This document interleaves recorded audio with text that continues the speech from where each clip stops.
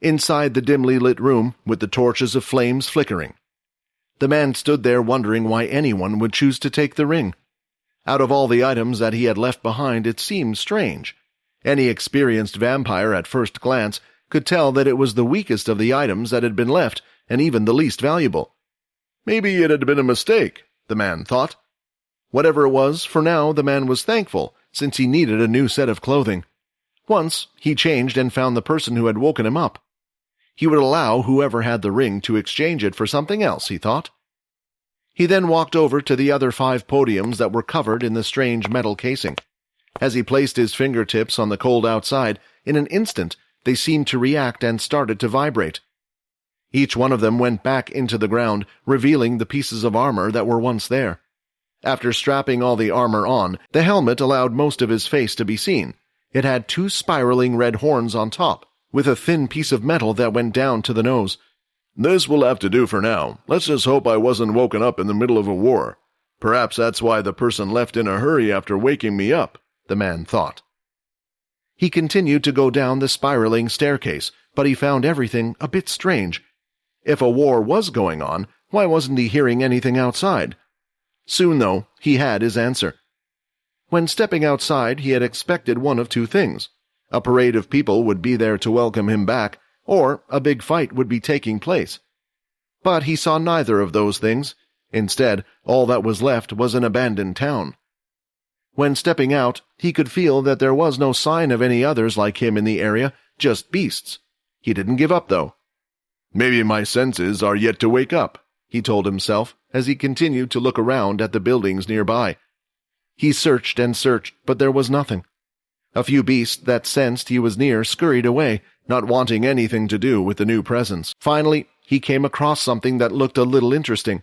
It was a strange human-sized beast that looked like it had been killed not too long ago.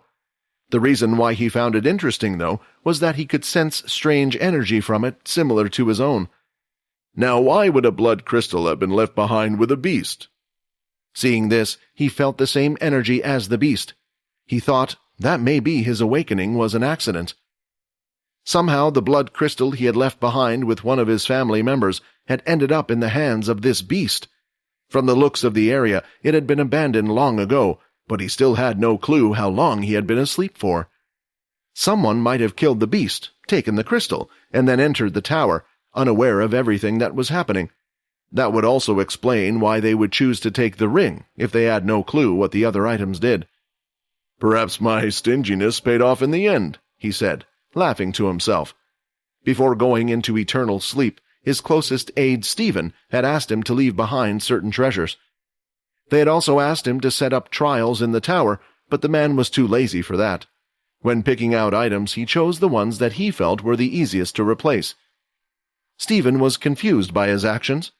If he was going into eternal sleep anyway, it would be best to leave his best equipment for those of the next generation. But once a cheapskate, always a cheapskate. Stephen couldn't change his nature.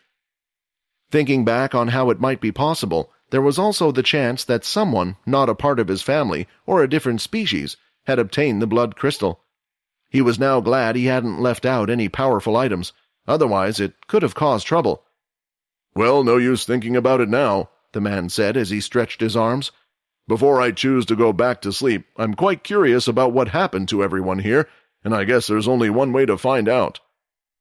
The man continued to walk out of the town into the tunnels. The sword was now wrapped around his back, using the chains to hold it onto his chest piece of armor. It seemed like he had picked a tunnel at random when walking. Still, after choosing one path, it carried on for a while until eventually sunlight could be seen at the end. A step was taken out of the tunnel and into the sunlight. The man was surrounded by nature, and the rays of sunlight shot through the trees and leaves. They were touching both the skin on his hands and the open area on his face. However, unlike Quinn and Fex, there was no reaction to the man. "My skin's a little itchy. It would have been nice to have that ring. Otherwise, I might develop a rash of some sort," he complained as he scratched the front of his hand. "Ah!" A scream was suddenly heard coming from his right. Immediately, without thinking about it, he started to dash in the direction of the scream. Moving at an incredible speed, he was able to maneuver around, avoiding the trees and hitting the branches and vines that would block his path. Eventually, he could see a little girl just by a river, but she wasn't alone. A large snake, nearly 4 times the size of the girl, was on her body with its head held high, looking at her. The girl tried to back away, but there was nowhere left for her to go, as the river was behind her and the large black snake in front. The snake dashed with its head leading forward. With nothing else to do, the girl closed her eyes and screamed once more as she felt like her life was over. When no pain was felt, she decided to open her eyes again. The snake was no longer there. It had disappeared entirely, and instead, standing in its place was a man in strange red armor. Seeing the snake had gone, she collapsed onto the floor with her knees hitting the stony, hard ground. "I thought I was going to die," she said, crying.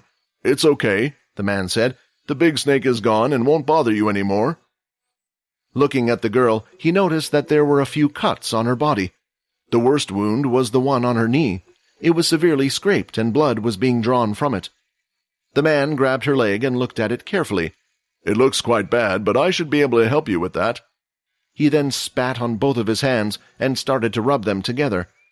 The girl started to cry even louder, seeing the man do these strange actions. "You're a weirdo! I'm going to be killed by a weirdo!" she cried. No, don't worry. I'm not trying to do anything strange," he replied. "Trust me, my spit is like magic." He then placed his spit-covered hands on top of the knee, holding it down. The girl felt no pain and waited a few moments, still unsure whether to trust the stranger or not. When the man let go of her knee, the wound had completely disappeared. Looking at it, she was amazed. "Thank you, sir. You must have the ability to heal," she said. "Ability?" the man replied, confused. "What's your name?" she asked. "You can call me Arthur." Just then, the smile that was on the girl's face only seconds ago dropped. She started pulling on Arthur's arm hard. "Arthur, me and you are friends, right?" Arthur nodded in response. "Then please, you have to help me. My family, everyone here is in trouble. The soldiers, they went away. I don't know why, but they left us all here, and shortly after there was an attack. At first, we managed to stop them, but after killing the first beasts, more started to come." As she spoke these words, she was struggling to breathe, gasping for air in between. Arthur could see this was tough for her. She looked extremely young, barely older than 5. He then picked her up with one hand and brought her close to his chest. "Tell me where to go." The girl pointed in a direction, and Arthur immediately moved. It wasn't as quick as before. However, the girl could still feel how fast he was moving, as a breeze similar to when one is riding a bike fast was felt on her face. Every so often, Arthur would stop and ask the girl for directions. She knew roughly where the area was, but wasn't sure, as she had been running away from the beast and had gotten slightly lost. "I'm so sorry, Arthur," the girl said.